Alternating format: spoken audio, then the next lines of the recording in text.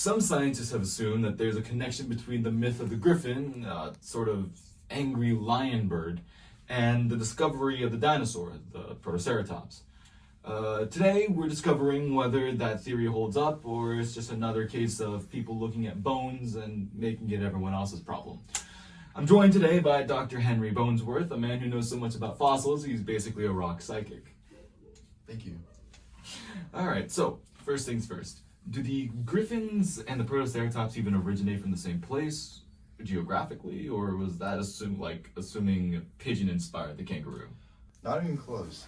Griffins originated in places like Anatolia and Egypt, and the myth was later adopted and reinterpreted by the Greeks after cultural exchanges in the 18th century BCE. Protoceratops, however, was found in the Gobi Desert in Mongolia, thousands of kilometers away. Right. Now, were the Protoceratops fossils at least found lounging around gold deposits? Because that sounds very griffin-like and, quite frankly, glamorous. Yes, the fossils were relatively found in areas with natural gold deposits, and griffins are well known for being gold-guarding monsters according to the myth, but it's still a little misleading. How misleading? Like finding out chocolate has calories misleading?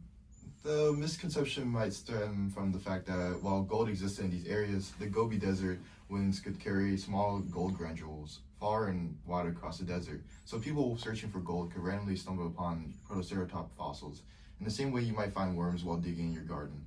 It wasn't that the dinosaurs were guarding the gold, it just happened to be in an area where gold was scattered everywhere.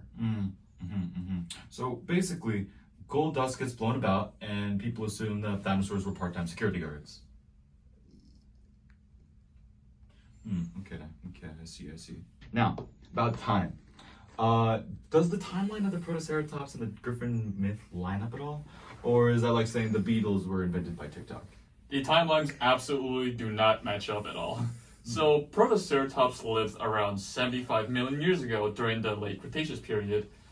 On the other hand, Griffin myths only really first appeared 3,000 years ago when humans only just figured out what writing is and how to wear a sandal.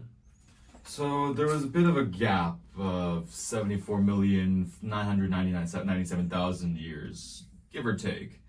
A bit of a delay, if you ask me. Yeah. I see. So no Jurassic reboots for ancient mythology, I see. Okay, so they look kind of similar, don't they? They're both four-legged, both pointy in the face. Isn't that enough to basically say they're cousins?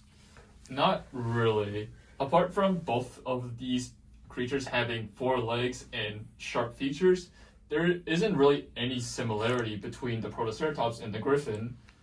And so, like, other animals that we know, like the rhinoceros, for example, also share very similar features to these animals, and they could easily just be mistaken as Griffin-like. It's also important to mention that other fossils that are found in the Gobi Desert, such as the enormous claws of Therizinosaurus or Deinocheirus, could have also just contributed to the confusion as well. So it wasn't just one sad sheep parrot that fooled everybody. It was a whole gang of weird lizards. Exactly. And culturally speaking, the lions were already very important symbols in ancient societies, which often represent strength and fear.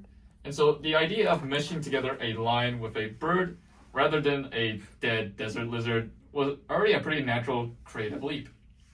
I see. Naturally, people have always liked sticking wings on things. Wings on lions, wings on horses, wings on sandwiches, probably. So, to sum up, griffins came from Egypt, Anatolia, and Greek imagination, not Mongolia. Protoceratops were living 74 million years too early and discovered 3,000 years too late.